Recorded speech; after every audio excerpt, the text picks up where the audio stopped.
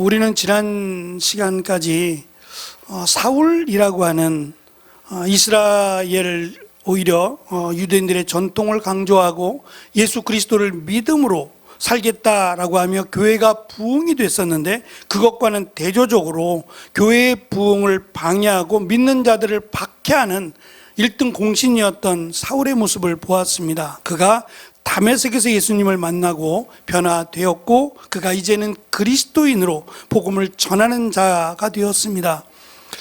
우리가 처음 예수님을 믿었을 때 아마 기억하실 거예요. 그 감정, 그 감동, 그 기쁨, 예수님을 내가 믿었을 때 그 감격은 누구에게나 아마 말할 수 없을 만큼 크지 않았을까 싶어요. 사울은 더하지 않았을까 싶습니다. 자기가 하나님의 영광을 위한다라고 생각하며 살았는데 오히려 하나님을 방해하고 하나님을 대적하며 살았어요.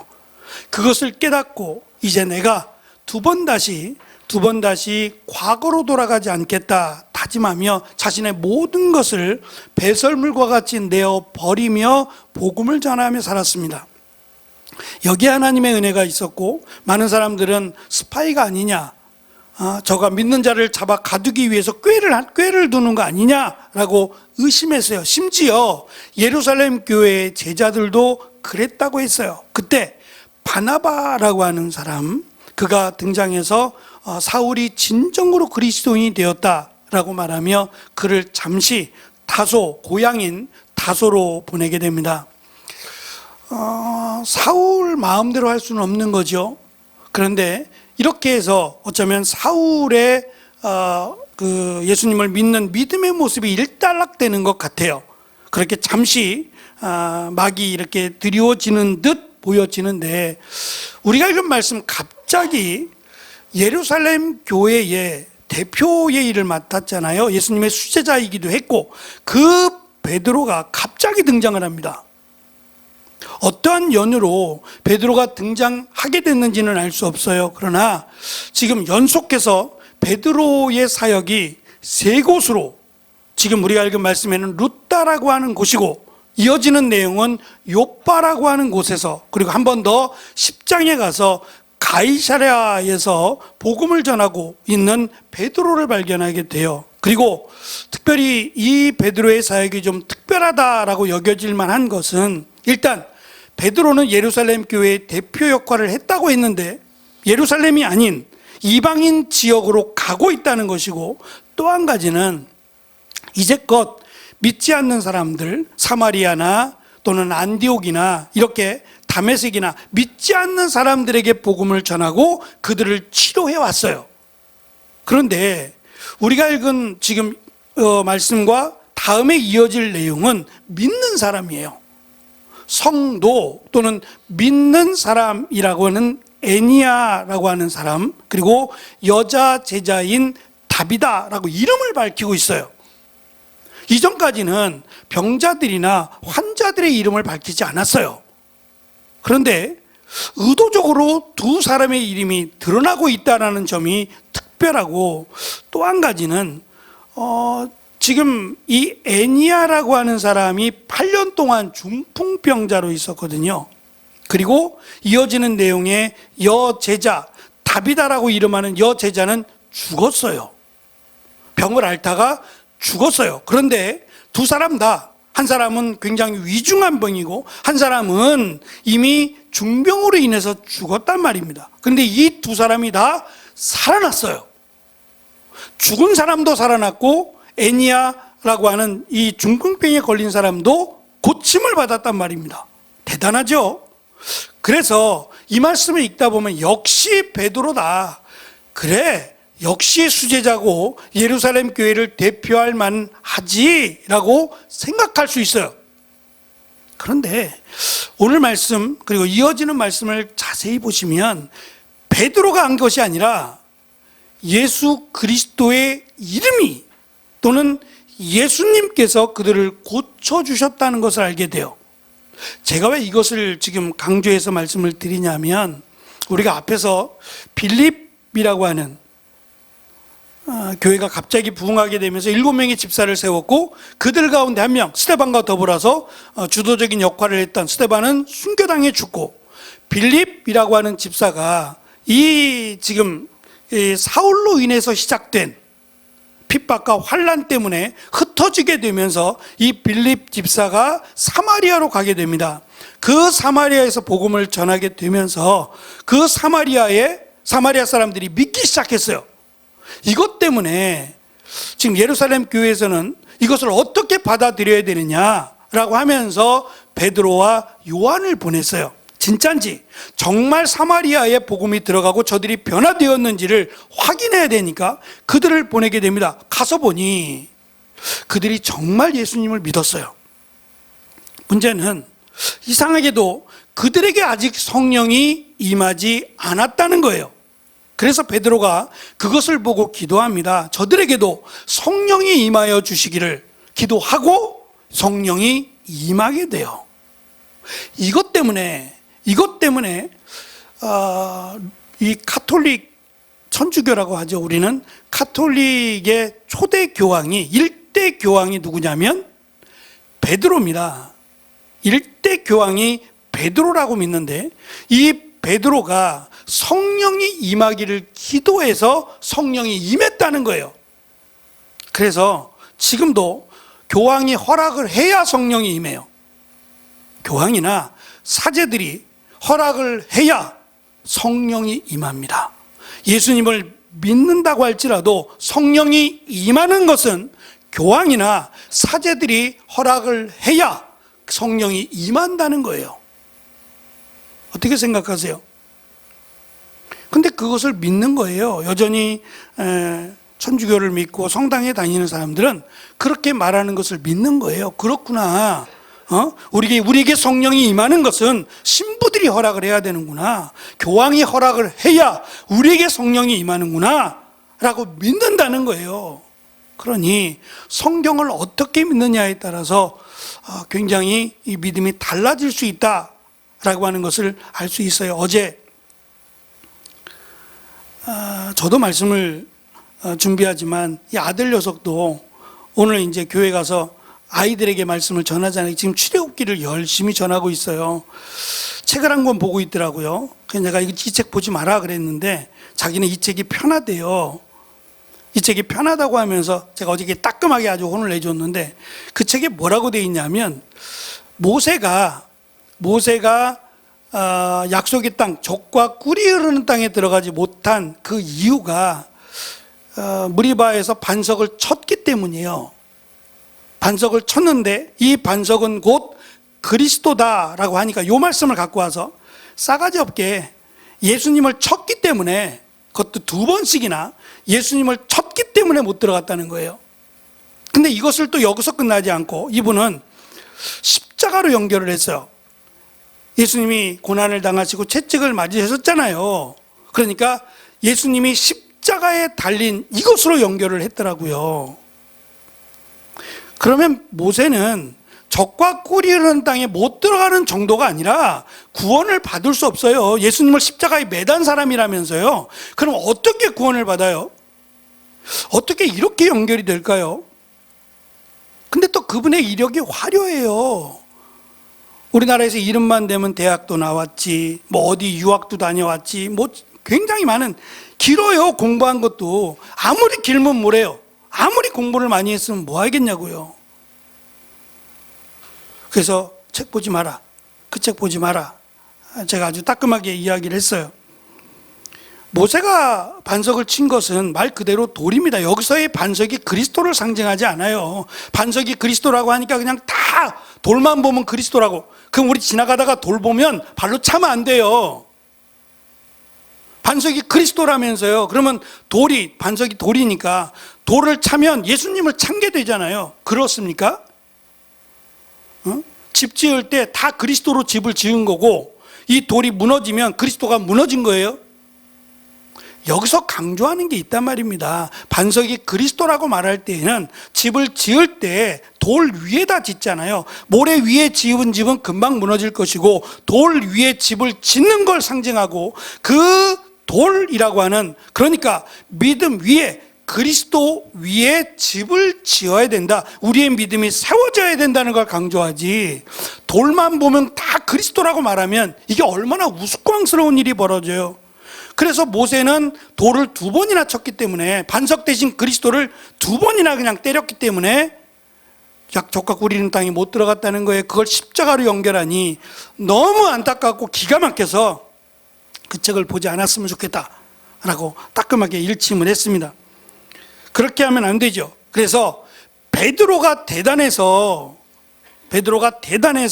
이 8년 동안 중풍에 걸린 사람의 병을 치료하고, 심지어는 요빠라고 하는 곳에서 소문을 듣고 죽은 여제자인 다비다를 살려달라고, 그래서 그에게 기도하고 살아나는 일이 벌어졌다. 베드로가 대단하니까 이렇게 가면 안 된다는 거예요. 베드로가 대단한 것이 아니라 베드로가 믿고 있는 예수님이 대단하시니까 그 예수님의 능력으로, 비록 우리의 눈에 보여지지 않지만 우리를 위해 죽으시고 부활하신, 그리고 하나님의 보좌에 계신 바로 그 살아계신 예수님의 이름이 능력이 있어서 고치신 거다라고 우리는 보아야 됩니다. 물론 믿는 자의 기도를 들으신다라고 하셔서 우리의 기도가, 또는 믿는 자의 기도가 무의미하지 않습니다. 오히려 믿는 자의 믿음을 보시고 고치신다, 그건 맞아요. 그래서 우리에게 믿음을 달라고 기도하고 우리가 믿음으로 기도하는 것은 마땅히 해야 될 일이지만, 거기에 중심이 되는 것은 예수 그리스도의 이름입니다.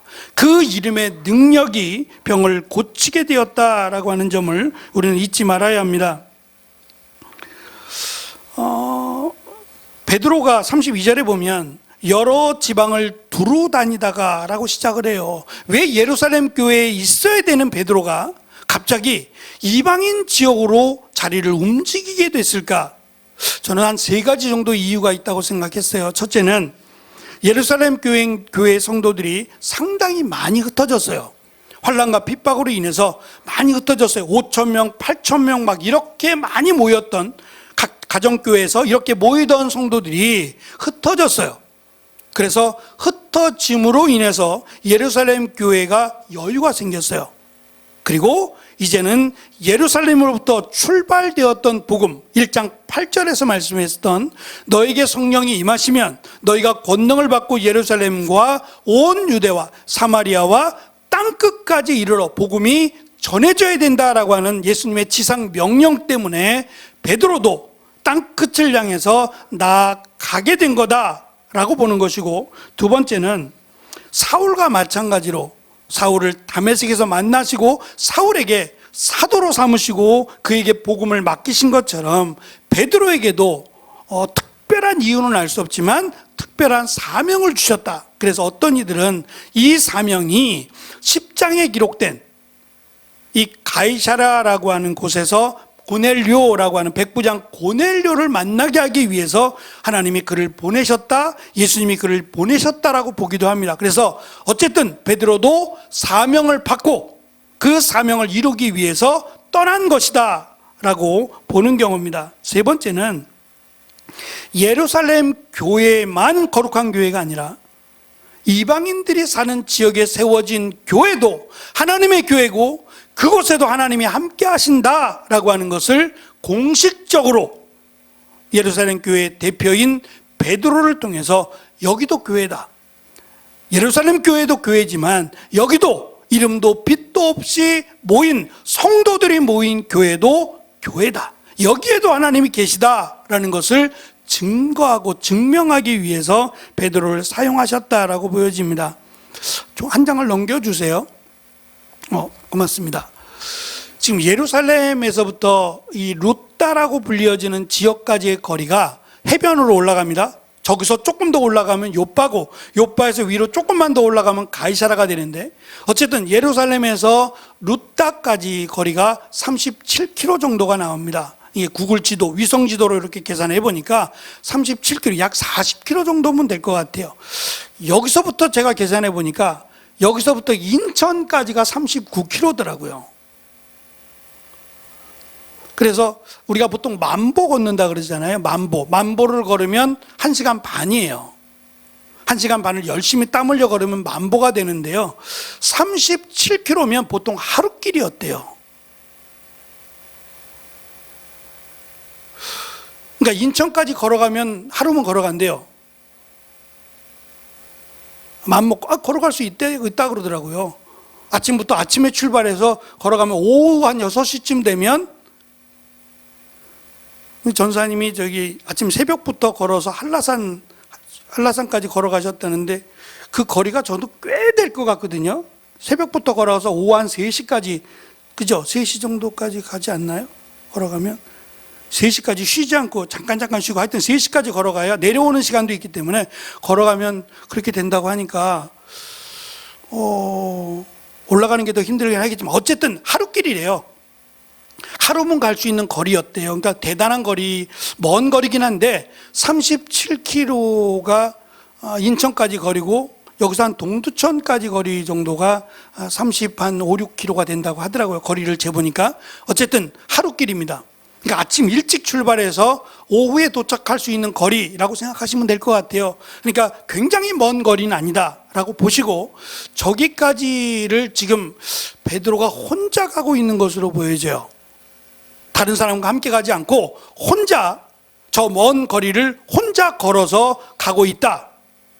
특별히 저기에도 유대인들이 많이 살고 있었다고 해요. 당시에 유대인들이 많이 살고 있었다. 그런데 이방 지역인 건 맞아요.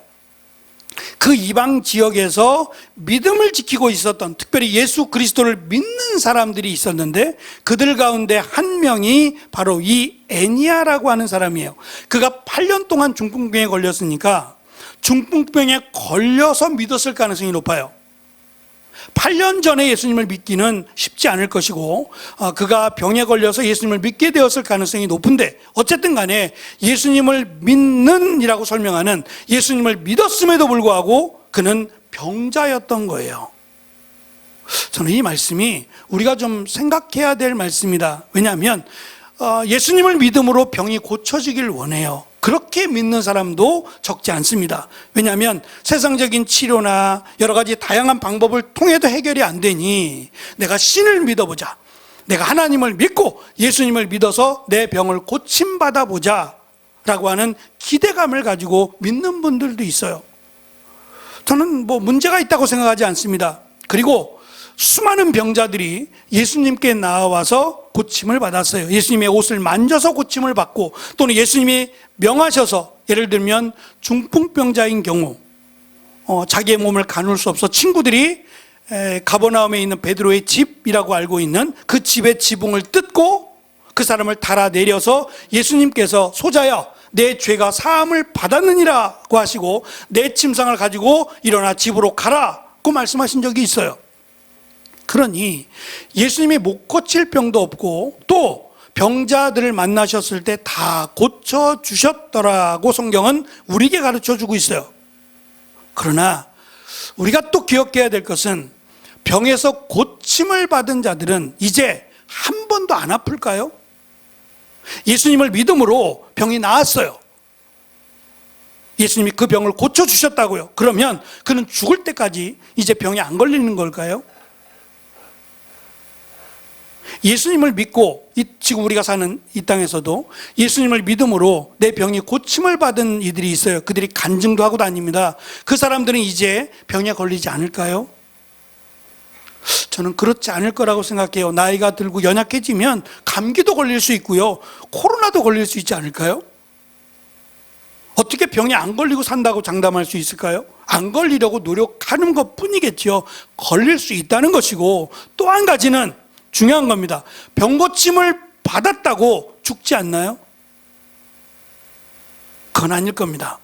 병 고침을 받고 회복이 되고 치료가 되긴 하지만 죽음에서 벗어날 수는 없어요. 그러니까 예수님이 그 사람의 병을 고치셨다는 것이지, 그 사람이 죽지 않는다라는 것은 아니에요. 죽지 않는 것은 예수님을 믿어야만 되는 겁니다. 비록 이 땅에서 한 번은 죽지만 영원히 사는 것은, 그가 병에서 고침을 받아서 영원히 사는 게 아니라 그가 예수님을 믿음으로 영원히 살게 되는 은혜를 받는 거죠. 지금 이 애니아라고 하는 사람이 그 중풍병이라고 하는 병에 걸려서 8년 동안을 고생하고 있어요. 병은 진보가 되지 나아지지 않습니다. 더 심해지는 거예요. 중풍이라고 하는 것은 이 굳어지는 병입니다. 마비병이에요. 몸이 굳어지는 거예요. 점점 더 심각하게 굳어져 죽는 병이 중풍병입니다. 8년 정도면 심각할 정도에 이르렀다고 보실 수 있어요. 근데 그 심각한 때에 베드로가 그를 만나게 되고 그를 위해서 기도합니다. 우리가 지금 말씀해 보면 기도의 내용이 나와 있어요. 이렇게 말합니다. 애니하여 예수 그리스도께서 그대를 고쳐주실 거요. 일어나 자리를 정돈하십시오 라고 말합니다. 그러자 놀랍게도 예수님께서 고쳐주실 것이요 라고 말한 대로 고쳐주셨어요. 그래서 그 자리를 들고 일어났다고 이야기를 합니다. 이것이 베드로가 기도한 건 맞습니다. 예수 그리스도의 이름으로 기도한 건 맞지만 고친 것은 베드로가 아니었어요. 베드로가 기도한 바로 예수 그리스도께서 고치셨다는 거예요. 처음에 말씀드린 대로 베드로는 전혀 무관하다 그런 말씀을 드리려고 하는 거 아니에요. 믿음의 사람이 기도하는 것에 능력이 있다고 했으니까 우리가 믿음을 달라고 기도하고 또 우리가 믿음으로 기도하는 것은 중요합니다. 그러나 이보다 더 중요한 것은 누구의 이름으로 기도하느냐예요. 바로 예수 그리스도의 이름으로 기도함으로 그가 고침을 받았다는 거예요. 그렇다면 이것은 우리의 능력 밖의 일이니까 얼마든지 기도할 수 있어요. 우리가 다른 이들을 위해서 기도할 때에 예수님의 이름으로 그 사람이 치료되기를 기도할 수 있다는 거예요. 그래서 우리에게 기도할 수 있는 그리고 예수 그리스도의 이름의 권세를 주셨다는 면에서 우리가 힘을 얻어 기도할 수 있어요. 나에게는 능력이 부족합니다. 나에게 믿음이 없고 부족합니다. 그럴지라도 예수 그리스도의 이름을 우리에게 주셨어요. 그 이름으로 기도하라고 말씀하셨기 때문에 우리가 연약한 이들을 위해서 회복을 위해서 기도할 때에 나는 부족하지만 예수 그리스도의 이름의 능력으로 치료하여 주실 것을 믿고 기도하는 일은 매우 중요하다는 거예요. 그 믿음을 우리에게 원하신다는 겁니다. 베드로는 이미 과거에 사도행전 3장에 가면 안진뱅이로 태어나 40년 동안을 고생했던 사람을 일으킨 사건이 있어요. 나에게는 금도 없고 은도 없다. 그러나 내가 가진 것 한 가지가 있으니 곧 나사렛 예수 그리스도의 이름으로 명하노니 일어나 걸으라고 말했을 때 그가 일어나 걷고 뛰었음을 이미 경험했어요. 그 경험을 가진 베드로가 이번에도 예수 그리스도께서 너를 치료하실 것이다 일어나라고 했을 때 그는 힘을 얻고 일어나 움직이게 되었습니다. 이 소식이 아까 지도로 보여드린 이 루따라고 하는 것은 해상 지역이에요. 이 해상에 도로가 이렇게 나 있는데 그 도로에 따라서 소문이 났어요. 특별히 환자들에게는요. 어디 용하다라고 하는 소문은 환자들에게 더 잘 들리는 법이에요. 어디가 잘하더라, 어디가 잘 낫는다더라. 저도 그렇거든요. 저도 잘 이렇게 재발하는 이렇게 허리가 조금 삐끗한 적이 있다 보니까 조금 무리가 하면 허리가 이렇게 좀 뻐근하고 아파요. 그러면 가셔서 침 맞으면 그런 대로 좀 괜찮은 것 같다가 또 시간이 지나면 또 그렇고 이게 반복이 되니까 어디 용하다 그러면 귀가 솔깃해요. 귀가 이렇게 팔랑팔랑거리고 나도 한번 가볼까? 가서 한번 침도 맞아볼까? 그런 마음이 생겨요. 건강하다면 그래? 그리고 지나칠 말이 내가 좀 약하다 치면 그런데 솔깃하거든요. 이 소문이 병자들에게 급속도로 퍼지게 됩니다. 그래도 그렇지 어떻게 죽은 사람을이라고 하는 이 죽은 사람에게까지 이것을 기대하느냐 말이에요. 저는 그 믿음이 더 놀랍더라고요. 죽은 사람을 살려달라고 도와달라고 말하는 것이 더 놀라운 일인 것 같아요. 그럼에도 포기하지 않았다는 것도 놀라워요. 이미 죽었으면 끝난 거 아니에요. 살아있을 때의 일이지 죽었는데요.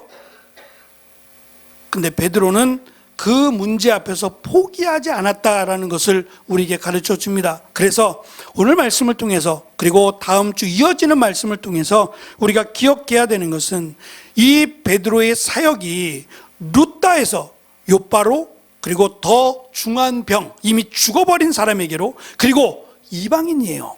로마의 백부장이라고 소개되는 고넬료에게까지도 이 복음을 들고 가게 된다라고 하는 점에서 저는 이 사건들이 의미가 있다고 봐요. 하나님은 우리에게 작은 일을 맡기셨어요. 물론 중풍병이 작다는 얘기는 아닙니다만, 이어지는 상황을 보면 중풍병, 죽은 사람, 그리고 이방인 백부장 고넬료의 집이라고 연결해 볼 때에 하나님께서 베드로에게, 물론 베드로의 나이도 알 수 없고 베드로의 믿음이 어떠냐라도 평가할 수 없겠지만, 과거의 베드로는 분명히 아닙니다. 예루살렘 교회에 남았다는 것부터가 죽어도 남겠다, 죽어도 믿겠다라고 하는 결단이 있었으니까 남는 거였거든요. 그렇다면 베드로에게 맡기신 일, 이 일을 포기하지 않고 이 일을 감당했을 때 하나님은 더 큰 일을 맡기시고 더 중요한 일을 맡기신다라는 것을 우리는 알 수 있어요. 하나님께서 우리에게 믿음에 맞는 일을 맡기신다 하셨어요. 근데 때로는 그 일이 버거울 때가 있어요. 특별히 내가 바쁘거나 내가 여유가 없다면 더 나에게 부담이 돼서 와요. 그러면 지금은 제가 좀 바쁘고요, 지금은 제가 좀 버거워서 조금 여유가 생길 때 그때 하겠습니다. 지금은, 그러니까 안 하겠다는 건 아니고 지금만 조금 밀어주시면, 조금만 여유가 생기면 제가 하겠습니다 라고 말하는 이들이 많아요. 근데 성경은 우리에게 말씀하시기를, 하나님이 우리가 바쁜 거 모르고 우리가 여유가 없는 걸 모르실까요? 지금 베드로가 바쁠 겁니다. 바쁨에도 불구하고 이 한 사람, 애니아라고 하는 사람을 고쳐주기 위해서 보낸 것이라면, 그 한 사람 때문에 지금 예루살렘 교회의 대표인 베드로를 보내신 거라면 하나님의 기준은 우리와 다름을 알 수 있어요. 그리고 비록 이 일이 나에게는 지금 버겁고 이 일이 나에게는 부담이 될지라도 이 일을 감당할 때에 감당할 수 있는 능력도 주시고 그 다음의 일을 맡기신다는 거예요. 제가 이 말씀 드리면 큰 것을 맡기실까 봐, 더 무겁고 힘든 일을 맡길까 봐 더 걱정이 되실까 싶긴 합니다. 믿음은 그렇지 않아요. 믿음은 은혜가 같이 있어요. 하나님의 일을 감당할 때 주시는 은혜가 있습니다. 그래서 하나님이 우리에게 거저 맡기시고 힘들게 하기 위해서 맡기시는 게 아니라, 하나님의 은혜와 사랑을 경험하고 더 큰 은혜를 주시고자 맡기신다면, 이 일이 당장 나에게는 조금 부담스럽고 조금 여유가 없어서 다음에 라고 하는 마음이 생길지라도 저는 지금 감당할 수 있었으면 좋겠어요. 베드로에게 지금 예루살렘으로 떠나 루다로 가라 하셨을 때에 베드로는 아무 말도 하지 않고 순종하며 갑니다. 또 욥바로 보내실 때, 가이사라로 가게 할 때에도 베드로는 아무런 말도 하지 않아요. 저는 이것이 믿음의 사람이라고 생각해요. 이것저것 다 생각하고 계산해 보고 그렇게 하는 것이 아니라, 예수님이 제자들에게 훈련시키신 게 그런 거였던 것 같아요. 너희는 어떻게 생각하느냐 물으셨을 때에, 믿음이 없을 때에는 사람의 소리에 귀를 기울이고 사람들을 먹이려면 200데나리온이 필요하고요, 자꾸 계산기 두드려봅니다. 계산기 두드려보고 할 수 있나 없나 생각하고 그랬어요. 근데 이제 예수님을 온전히 믿고 나니 말씀하시면 제가 그냥 순종하겠습니다. 역사는 하나님이 만들어 가시죠 라고 하는 것이 믿음의 사람들의 모습임을 보게 돼요. 나의 믿음이 없음을 부족하기보다는 내가 하나님 말씀에 지금 순종하고 있는가를 보는 것이 더 믿음을 결정할 수 있을 것 같다는 생각이 들었어요. 어쨌든 하나님의 계획은 베드로를 루다에서 머물고 돌아오게 하시는 것이 아니라 계속해서 밖으로 복음을 전하게 하시다가 그의 마지막은 소아시아로 갑니다. 저는 이 모습을 보면서 목회자는 하나님의 일을 계속해야 된다고 생각해요. 끝까지 계속해야 된다. 그것이 하나님께서 원하시는 것이다라는 생각이 들어요. 오늘 찬양 드렸던 익숙함에 젖어버려서 그것이 나에게 편하게 되고 그 익숙한 것이 굳어져 버리는 어리석음이 되지 않도록 우리의 신앙이 늘 기대와 하나님의 은혜에 대한 소망으로 매주 한 주 한 주를 기다린다면 하나님께서 우리에게 주시는 큰 은혜가 저는 있을 거라고 생각합니다. 드려지는 이 자리가 익숙하기보다 하나님께 나아가는 기대감이, 그리고 하나님의 은혜를 사모함이 우리 가운데 한 주간 가득해서 주일이 기다려지고 이 주일에 주시는 말씀이 내 삶의 중심이 될 때에 하나님이 베드로를 통해 역사하신 것처럼 우리를 통해서 하나님의 크신 은혜가 이루어질 줄 저는 믿습니다. 그 은혜가 우리 모두에게 있기를 간절히 축원합니다. 기도하겠습니다.